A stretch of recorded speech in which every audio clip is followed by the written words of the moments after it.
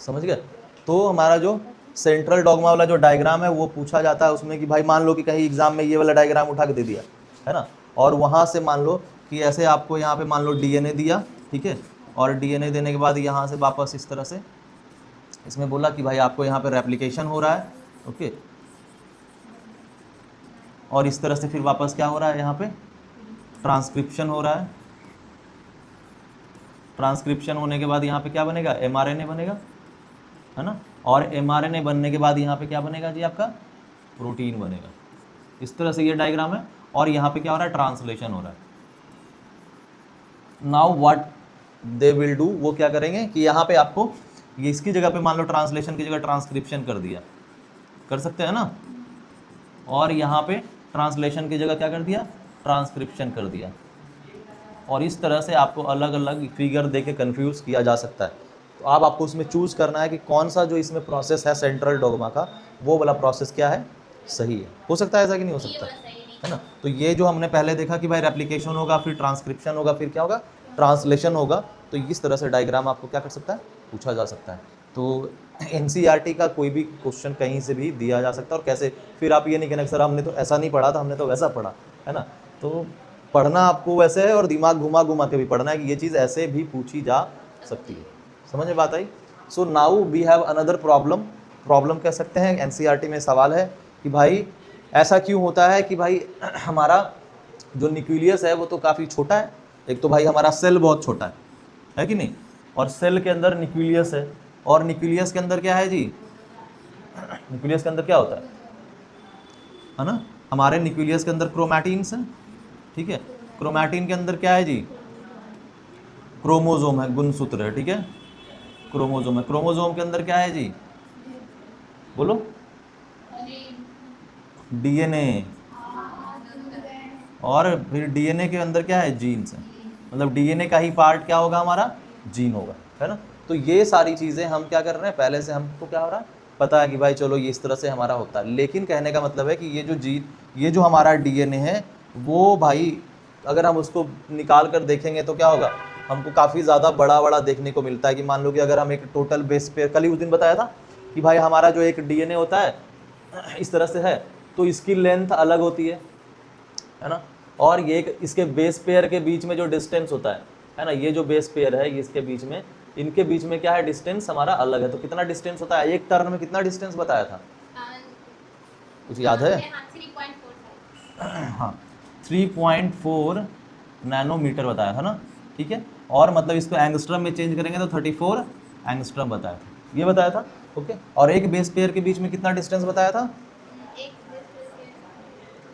एक base pair के बीच में, मतलब कि जैसे ये वाला है तो यहाँ पे बेस पेयर होगा ना, एक यहाँ से यहाँ तक, यहाँ इस तरह से बेस पेयर अरेंज्ड है हमारे, है ना। एक टर्न में कितना बेस पेयर होता है, 10 बेस पेयर्स होते हैं, राइट। तो ये जो हमारा इनके बीच में जो डिस्टेंस है, ये डिस्टेंस कितना बताया था, तो 10 से डिवाइड करो ना यार, इतना क्या सोचना होता है। क्या होता है भाई, 34 में अगर पूरा 10 पेयर का पूरा जो लेंथ है ना, वो लेंथ 34 एंगस्ट्रम है, ठीक है। तो उसमें 10 पेयर हैं, तो 10, तो एक के बीच में कितना डिस्टेंस होगा, तो ये जो बीच का डिस्टेंस होगा ये 3.4 एंगस्ट्रम नहीं होगा, होगा कि नहीं होगा, और या फिर 0.34 नैनोमीटर है। क्या लुल्लू पुल्लू बउआ वाला बताओ तुम लोग, है ना, ये भी नहीं तुमको पता चल रहा है। घर पे पढ़ते ही नहीं हो, किताब जाके पढ़ते हो एनसीईआरटी, हाँ पढ़ते हो बुक जाके कि भाई हाँ सर ने पढ़ाया तो जा, 5 घंटे में क्या क्या पढ़ते हैं आप, ठीक है, ओके। तो ये इतना बड़ा जो हमारा मतलब आ रहा है, तो आप देखोगे कि भाई अभी याद होगा डिस्टेंस बिटवीन 2 बेस पेयर्स कितना है ना, 0.3 है ना, 0.34 नैनोमीटर, या इसको बोल सकते हैं 3.4 एंगस्ट्रम, ओके। अब कह रहा है कि टोटल बेस पेयर्स जो होता है एक मैमेलियन डीएनए में, मैमेलियन का मतलब मैमल्स जो होते हैं, है ना, ओके, मैमल्स समझते हो ना, ठीक है, मिल्क प्रोड्यूसिंग एनिमल्स, या जो अपने बेबी को क्या करता है, फीड कराता है। तो उसमें कह रहा है कि टोटल इतना बेस पेयर्स होता है, 6.6 × 10⁻⁹ 9 बेस पेयर। तो इतना बेस पेयर होगा, तो अगर हम इसको कैलकुलेट करेंगे कुल मिला के, ठीक है। तो इसको जो मल्टीप्लाई करोगे 6.6 इंटू 10⁻⁹ को क्या करोगे 0.34 नैनोमीटर से क्या करेंगे मल्टीप्लाई करेंगे, तो हमको कैलकुलेशन में देखने को मिलेगा कि भाई कितना आएगा 2.2 मीटर्स। अच्छा यहाँ पे 0.3 मैंने बोला ना, तो यहाँ 0.3 टू 10⁻⁹ क्यों लिखा है बता सकते हो? हाँ, because this is get converted into angstrom, है ना, इसको एंगस्ट्रम में बदल दिया इसलिए। तो अब बताओ कि 2.2 मीटर का हमारा क्या हो गया जी डीएनए का लेंथ हो गया, मतलब इतना 2.2 मीटर अच्छा खासा बड़ा होता है कि नहीं होता है। अब उतना बड़ा डीएनए तू छोटू सा जो बिल्कुल हमारा न्यूक्लियस है, उस न्यूक्लियस के अंदर कैसे अरेंज्ड है, ये एक सवाल है कि नहीं सवाल है। Okay, so this is a question, है ना, क्या बोल रहा हूँ, हाँ, दैट दोज डीएनए, ये जो सारा डीएनए होता है, ये सारा डीएनए क्या है हमारा कॉइल्ड फॉर्म में, फोल्डेड फॉर्म में क्या होता है हमारा, उसमें फिट होता है। आपको याद रखना है न्यूक्लियस का साइज कितना होता है 10⁻⁻6 मीटर, मतलब बहुत छोटा है। अब इस 10⁻⁻6 मीटर के अंदर 2.2 मीटर का हमको क्या करना है डीएनए इसमें क्या कर देना है जी लगा देना है, मतलब उसके अंदर पैक कर देना है पूरा, है ना। तो हमारा जो जेनेटिक इंजीनियरिंग का सिस्टम है, मतलब हमारी जो बॉडी का जेनेटिक इंजीनियर है वो कितना एडवांस है कि 10⁻⁻6 मीटर इतने छोटे से न्यूक्लियस में 2.2 मीटर का जो हमारा डीएनए है उसको भी क्या कर दिया है पैक कर दिया है, ठीक है। तो ये क्या होता है बिल्कुल कॉइल्ड और बिल्कुल फोल्डेड तरीके से क्या होता है हमारा इसके अंदर डीएनए के अंदर क्या हमारा सॉरी न्यूक्लियस के अंदर हमारा डीएनए क्या होता है पैक्ड होता है।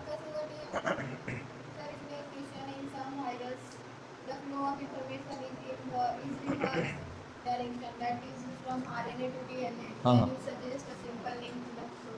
आ सकता, बता रहा हूँ इसका, ये वाला तो वही तो मैंने बोला कि इसी को क्या बोलते हैं रिवर्स ट्रांसक्रिप्शन, समझे, इसी को क्या बोला जाता है रिवर्स ट्रांसक्रिप्शन। जो सवाल दिया हुआ है एनसीईआरटी में वो मैंने अभी शुरू में क्या बोला था कि सेंट्रल डॉगमा है जो भी क्या यूनिवर्सल रूल जैसा है कि भाई इस पे क्वेश्चन खड़ा नहीं करा जा सक रहा है कि भाई डीएनए बनेगा फिर एमआरएनए बनेगा फिर प्रोटीन बनेगा, लेकिन उसमें क्वेश्चन पूछ दिया ना कि अगर मान लो कि अगर आरएनए से डीएनए बन जाता है, ठीक है, तो फिर क्या हो सकता है, समझे, तो ये बन जाता है reverse transcription. We will discuss about this, है ना, इसके बारे में आगे पढ़ेंगे, कोई दिक्कत नहीं है, घबराने की बात नहीं, ठीक है। कह रहा है कि लेकिन हमारा जो यहाँ पे है जब डीएनए क्या होता है यहाँ पे जिस वाले में ये क्या है हमारा प्रोकैरियोटिक्स का है, प्रोकैरियोट समझते हो, प्रोकैरियोट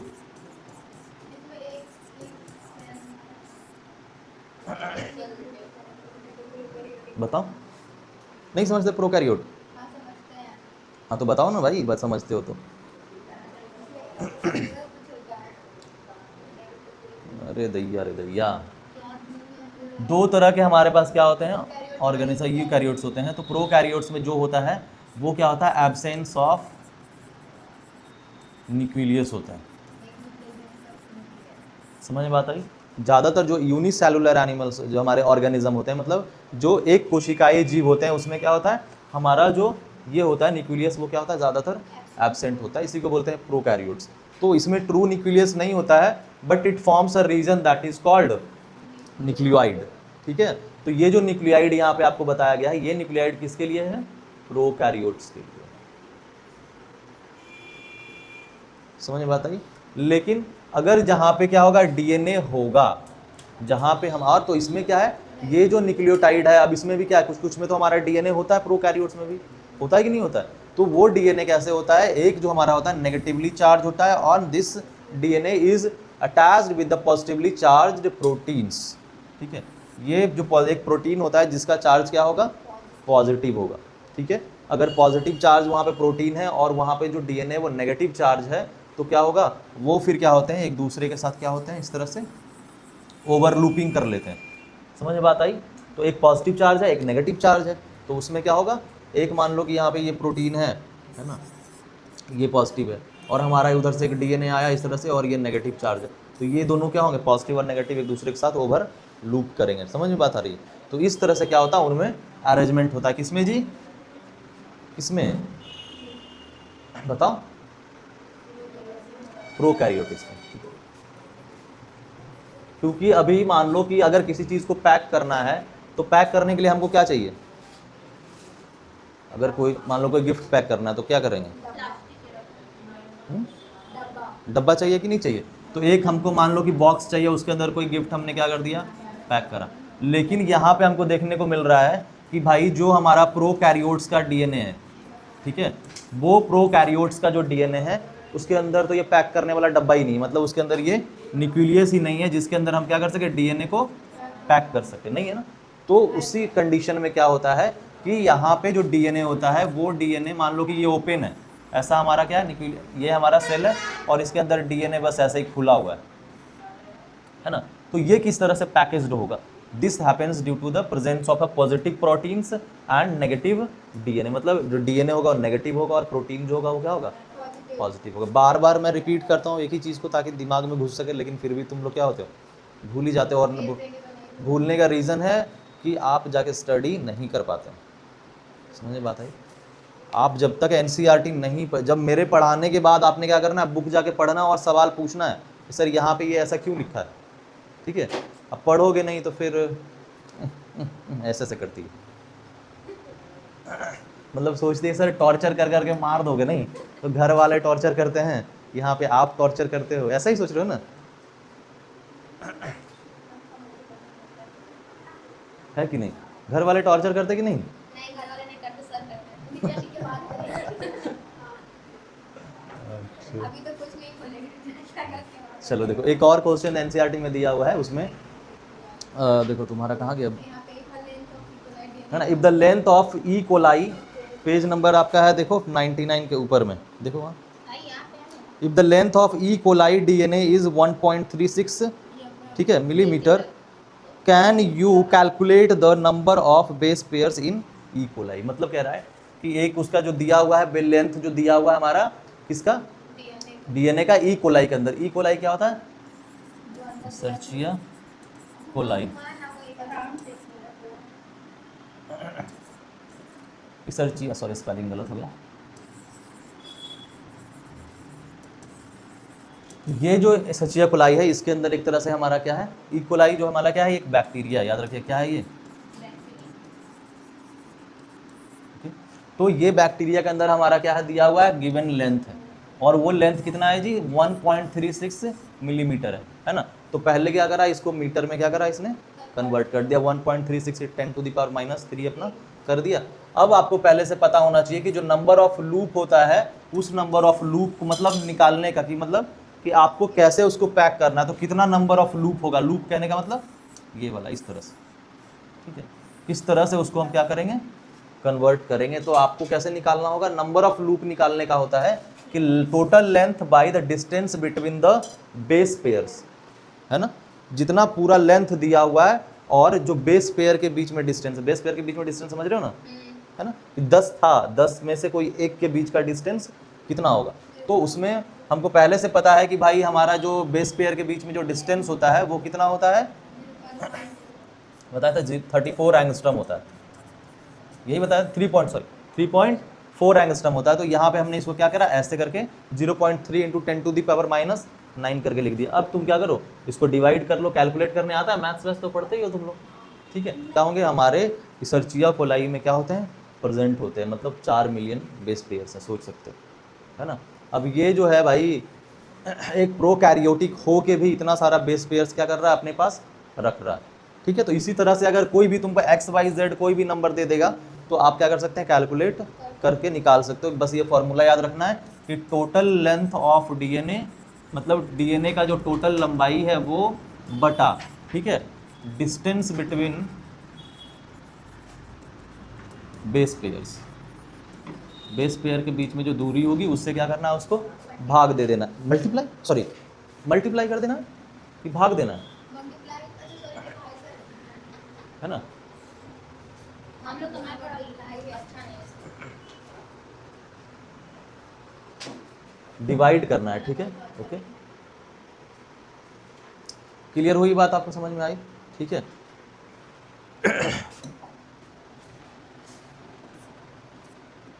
अच्छा, मल्टीप्लाई में डिवाइड में माइनस होगा, ठीक तो दिया हुआ है यार, जब सॉरी अगर हम डिवाइड करेंगे तो क्या होगा, ये प्लस भी होगा ना, ठीक है, वो एक प्लस, तो इधर से -9 और क्या होगा प्लस 3 होगा तो 10 टू द पावर 6 ही होगा, ठीक है। सर कोई मैथ नहीं आता क्या करूँ? तो ठीक है, ओके। तो हम क्या कर, तो मैथ्स बायोलॉजी वाले टीचर्स को कितना मैथ्स आता है ना। बायोलॉजी में स्टूडेंट को कितना मैथ आ सकता है, वो आप सोच ओके, लीजिए। बट हाँ ठीक है, इतना आ जाता है कि काम चल जाता है, ओके। तो मेरा भी साथ है काम चले। चलो, now the second part we are talking about कि हमारे पास जो पैकेजिंग होता है वो क्या है, यूकैरियोट्स के अंदर पैकेजिंग कैसे होगा। अभी हमने ऊपर क्या देखा, प्रोकैरियोट्स देखा, ठीक है। तो प्रोकैरियोट्स में हमने देखा कि भाई एक जो हमारा डीएनए है वो क्या है, कौन सा चार्ज है उस पर, बोलो सोनो, कौन सा चार्ज है, नेगेटिव चार्ज है ना। और इसमें जो प्रोटीन है उस पर कौन सा चार्ज है, पॉजिटिव चार्ज है। तो इन दोनों के चार्जेस की वजह से वो एक दूसरे के साथ क्या होते हैं, है ना, कॉइल्ड हो जाते हैं, क्लियर है। अब हम देखेंगे कि यूकैरियोट्स के अंदर हमारा कैसे होता है। सो यूकैरियोट्स में देखने के लिए आपको ध्यान रखना है कि इसमें जो होता है, जो बेसिक होता है वो एक हिस्टोन नाम का क्या होता है, स्ट्रक्चर्स होता है जो प्रोटीनिशियस इन नेचर होता है, ठीक है। बेसिक प्रोटीन्स होता है और वो हिस्टोन, उस हिस्टोन के अंदर क्या होता है, लाइसिन होता है, आर्जिनिन होता है, और जो ये जो प्रोटीन होते हैं ये क्या होते हैं, इसमें भी क्या होते हैं, पॉजिटिवली चार्ज होते हैं। अभी ऊपर भी हमने देखा प्रोकैरियोट्स में कि प्रोटीन जो है वो क्या है, पॉजिटिव चार्ज है, और यहाँ हिस्टोन के अंदर भी क्या होता है, हमारा लाइसिन और आर्जिनिन जो है उसके अंदर मौजूद है और जो क्या है, पॉजिटिवली चार्ज है, ठीक है। और यहाँ पे भी डीएनए जो है हमारा क्या है, नेगेटिवली चार्ज है, ठीक है। तो ऑब्वियस सी बात है, पॉजिटिव नेगेटिव के बीच में क्या होगा, हमारा अट्रैक्शन होगा, और अट्रैक्शंस के वजह से क्या हो सकता है हमारा, फिर जो हमारा कोलैबोरेशन है, जो कॉम्बिनेशन एक दूसरे के साथ क्या होगा, ज़्यादा होगा, ठीक है। ये हमारा पहला स्टेप हो गया कि भाई जो हमारा हिस्टोन है एक प्रोटीन होता है जो हमारे क्या होते हैं, प्रेजेंट होते हैं यूकैरियोटिक्स के अंदर, है ना, बहुकोशिकीय जीव के अंदर। उसके अंदर लाइसिन होता है और क्या होता है, आर्जिनिन होता है, ठीक है। और ये क्या होते हैं, पॉजिटिवली चार्ज होते हैं। और ये तो इस तरह से क्या होता है, डीएनए और हमारा प्रोटीन के बीच में क्या होता है, अट्रैक्शन बढ़ जाता है। दूसरे स्टेप में क्या होगा, दूसरे स्टेप में होता है कि जो यहाँ पे टोटल हमारे जो होते हैं 8 हिस्टोन्स प्रोटीन्स होते हैं, ठीक है। कितने होते हैं, 8 हिस्टोन्स प्रोटीन्स। और वो प्रोटीन्स क्या होते हैं, डीएनए के चारों तरफ क्या होते हैं, लिपट जाते हैं, ठीक है। और वही जो लिपटा हुआ हमारा डीएनए है, डीएनए के ऊपर मान लो कि ये हमारा डीएनए है, ठीक है। और इस डीएनए के ऊपर हमने क्या करा, प्रोटीन्स को ऐसे ऐसे क्या कर दिया, लपेट दिया, है ना। तो ये जो हमारा पूरा स्ट्रक्चर्स कहलाएगा, यही कहलाता है न्यूक्लियोसोम। क्या कहलाता है, न्यूक्लियोसोम, ठीक है। अब ये जो पूरा न्यूक्लियोसोम बना, ठीक है, ये पूरा न्यूक्लियोसोम के अंदर कितना बेस पेयर होगा, 200 बेस पेयर, 200 बेस पेयर होगा, ठीक है, इसके अंदर जी, इस न्यूक्लियोसोम के अंदर। अब ये दिखता कैसा है, ये आपको कुछ दिखाई देगा कि जैसे मान लो कि कोई स्ट्रिंग है, ठीक है, इस तरह से, और उस स्ट्रिंग के ऊपर ऐसे क्या बीड्स लगे हुए, माला जैसे लगा हुआ, समझे। सो दिस स्ट्रक्चर जो हमारा न्यूक्लियोसोम बना अभी प्रोटीन और डीएनए को मिलकर, वो स्ट्रक्चर्स कैसा दिखता है, this is look like beads. Beads का मतलब यही होता है, ठीक है, कि जैसे हो रहा है कि एक स्ट्रिंग है, और जैसे हम माला कैसे करते हैं, माला पिरोते कि नहीं पिरोते हैं, धागे में, उसमें क्या करते हैं, माला आप लगाते हो तो उस तरह से लगता है कि इसमें, तो उस तरह से स्ट्रक्चर्स क्या दिखता है हमारा, यहाँ पे दिखाई देता है। जब हमारा 8 क्या है, हिस्टोनिक जो हमारा है वो क्या, प्रोटीन जो डीएनए के ऊपर क्या होता है, रैप हो जाता है, और जो हमारा न्यूक्लियोसोम बनता है वो न्यूक्लियोसोम दैट लुक्स लाइक अ बीड, मतलब जैसे लग रहा हो कि माले में क्या हुआ है, पिरोया हुआ है कुछ, ठीक है, क्लियर। अब कह रहा है कि अब इस तरह से आपको क्या करना है, कुछ कैलकुलेशंस भी करना है, ओके। कैसे कैलकुलेशंस करेंगे, मतलब calculate the number of nucleosome. आपको क्या करना है, न्यूक्लियोसोम का नंबर क्या करना है, कैलकुलेट करना है। तो न्यूक्लियोसोम का नंबर कैसे कैलकुलेट करोगे, टोटल, जैसे मान लो कि आपको अगर दिया हुआ है कि टोटल बेस पेयर अगर है, टोटल बेस पेयर दिया हुआ है, और टोटल बेस पेयर को किससे डिवाइड करना है, टोटल नंबर ऑफ न्यूक्लियोसोम, ठीक है। तो इस तरह से आपको क्या होगा, total number of nucleosome base pairs, मतलब उस बेस पेयर न्यूक्लियोसोम के अंदर कितना बेस पेयर है, उससे आप क्या करेंगे, इसको डिवाइड कर देंगे। तो उससे क्या होगा, हमको पता चल जाएगा कि हमारा नंबर ऑफ न्यूक्लियोसोम क्या है, कितना है,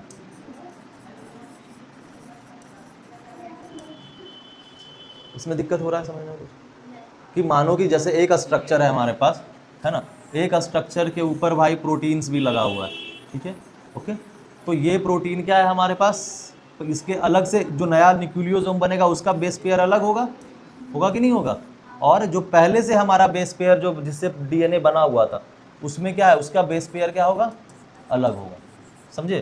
तो इन दोनों का बेस पेयर, तो जो हमारा टोटल बेस पेयर दिया हुआ है उस टोटल बेस पेयर को डिवाइड कर देंगे किससे जी, हमारे टोटल जो इच न्यूक्लियोसोम का बेस पेयर है, मतलब न्यूक्लियोसोम के अंदर जो जितना बेस पेयर है उससे क्या करेंगे, एनबीपी लिख सकते हैं इसको, ठीक है। एनबीपी का मतलब नंबर ऑफ द बेस हाँ, number of chromosomes in nucleosome base, number of base pairs in nucleosome, ठीक है।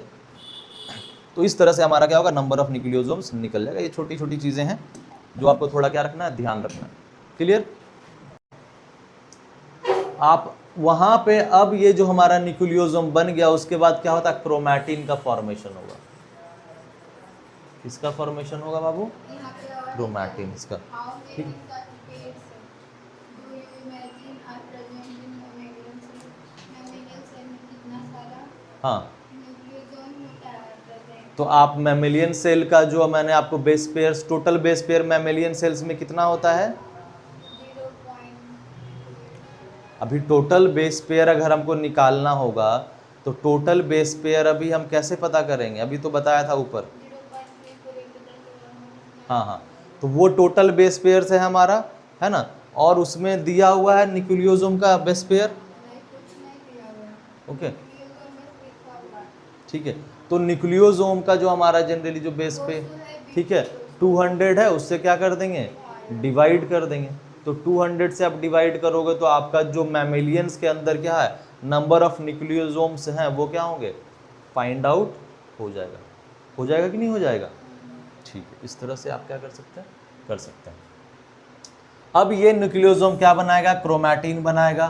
फर्दर क्या होगी, जब कॉइलिंग होगी तो क्रोमैटिन फाइबर बनेगा और मैक्सिमम कंडेंसेशन बन के क्या बन जाएगा, क्रोमोसोम्स बन जाएगा। ये तीसरा प्रोसेस समझ में आया, क्या हुआ, क्या बोला मैंने, बताओ? नहीं तो समझ में आया तो मुझे वापस रिपीट तो करोगे ना, मुझे कैसे पता चलेगा? मैंने तो बस बोल दिया कि भाई न्यूक्लियोसोम से क्रोमैटिन बनेगा, फिर कॉइलिंग होगा, फिर क्रोमैटिन फाइबर बनेगा, फिर उससे वापस क्रोमोसोम बन जाएगा, तो फिर कैसे पता चलेगा, बहुत सारा हो गया। है ना? मतलब कहने का है जो हमारा न्यूक्लियोसोम बना बाबू, अभी इसके ऊपर ऐसे डीएनए के ऊपर आके प्रोटीन लग गया। अब यही जो हमारा क्या होगा, जो क्रोमैटिन बनेगा इससे, वो क्रोमैटिन वापस क्या होता है, और ज़्यादा कॉइल्ड होता है, ठीक है। और ज़्यादा कॉइल्डिंग होने के बाद ये क्या बनाएगा, फाइबर्स बनाएंगे, मतलब इस तरह से फाइबर्स, ये अलग अलग फाइबर्स बनाएंगे, मतलब चलो भाई ठीक है। और यही फाइबर्स फिर क्या होता है, मैक्सिमम कंडेंसेशन करता है, तो इस तरह से कुछ हमारा स्ट्रक्चर्स क्या होता है, बनता है। तो हमारा क्या बनता है, फिर क्रोमोसोम्स बन जाता है। समझे कि नहीं समझे? So this are the 3 processes. तो हमने पहले प्रोकैरियोट्स में क्या देखा था, प्रोकैरियोट्स में देखा कि बस प्रोटीन है जो पॉजिटिवली चार्ज है, और डीएनए जो है हमारा क्या है, नेगेटिवली चार्ज है, वो दोनों में अट्रैक्शन हुआ और फिर क्या हुआ, वापस क्रोमैटिन्स वो एक दूसरे के साथ कॉइल्ड हो गए। बट इन यूकैरियोटिक्स में पहले हमने देखा कि हमारा जो डीएनए है ना, वो डीएनए क्या है, नेगेटिवली चार्ज है, और हिस्टोन नाम का क्या है, प्रोटीन्स है। वो हिस्टोन नाम का प्रोटीन हमारे पास जो है, आर्जिनिन है उसके अंदर, है ना, और लाइसिन है उसके अंदर। वो लाइसिन और आर्जिनिन जो है हमारे क्या है, कौन से चार्ज है, वो पॉजिटिव चार्ज है। तो अट्रैक्शन होगा, अट्रैक्शन होने की वजह से क्या होगा, दूसरे स्टेप में ये होगा कि हमारा जो प्रोटीन है और हमारा जो डीएनए है, तो डीएनए के ऊपर क्या हो जाएगा, वो रैप्ड हो जाएगा, वो उसके ऊपर आके लिपट जाएगा। और लिपटने के बाद फिर क्या होगा, वो जो हमारा वापस दूसरा न्यूक्लियोसोम बना है ना, जब हमारा प्रोटीन क्या होगा, डीएनए के ऊपर लिपटेगा तो क्या कहलाएगा, न्यूक्लियोसोम कहलाएगा। उसको क्या बोलेंगे, न्यूक्लियोसोम।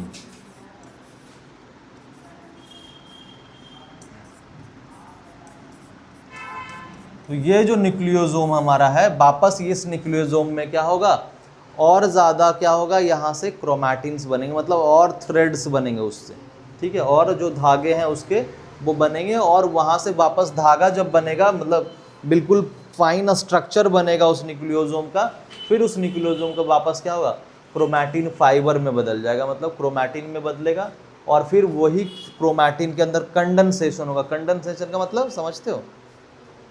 कंडेंसेशन समझते हो? वाटर साइकिल में पढ़े थे, हाँ हाँ सही पकड़े है ना, कि कैसे धूप कैसे एवोपरेशन होता है, कैसे बारिश होती है। कंडन मतलब कोई चीज़ क्या होता है, बिल्कुल और ज़्यादा डेंस होता है, ठीक है। डेंस कहने का मतलब कि जैसे बादल है हमारा, है ना, तो बादल में क्या हुआ है, वाष्प बना, वेपर बना और फिर ऊपर गया इन्वायरमेंट में और ज़्यादा वहाँ पे क्या हुए, बादल आए, ठीक है। क्लाउड्स बना, क्लाउड्स में वापस क्या होगा, कंडन से मतलब ठंडापन आएगा। जैसे ही वो कूल होगा, ठंडा होगा, तो उसमें हैवीनेस आ जाएगी। हैवीनेस आएगी ना, मतलब भारी हो जाएगा, और भारी होने की वजह से क्या होगा, वो नीचे की तरफ दनादन दनादन दनादन बारिश होगी, ठीक है।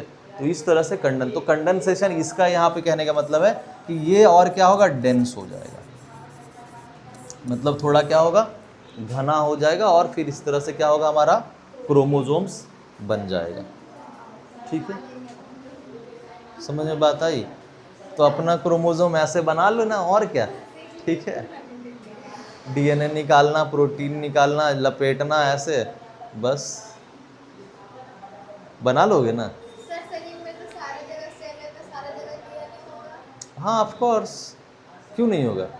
अरे जब मतलब जब सब जगह डीएनए होता है तभी तो, जो तुम ऐसे क्राइम पेट्रोल वाला जो देखते हो, है ना, तो क्राइम पेट्रोल में क्या करता है, ऐसे जाता है और देखता है कि अच्छा कुछ तो मिल जाए, इसका नाखून मिल जाए, चाहे एक हेयर का स्ट्रक्चर एक हेयर का स्ट्रक्चर भी मिल गया, उसको ले गया और पता चलता है कि चोर कौन है ना, कौन है चोर, चोर कौन है तो इन्वेस्टिगेशंस में एक ही हमारा जो स्ट्रक्चर होता है किसी भी बॉडी ऑर्गन्स का, उससे पता चल जाएगा कि सेल के अंदर किसका डीएनए मौजूद है ना।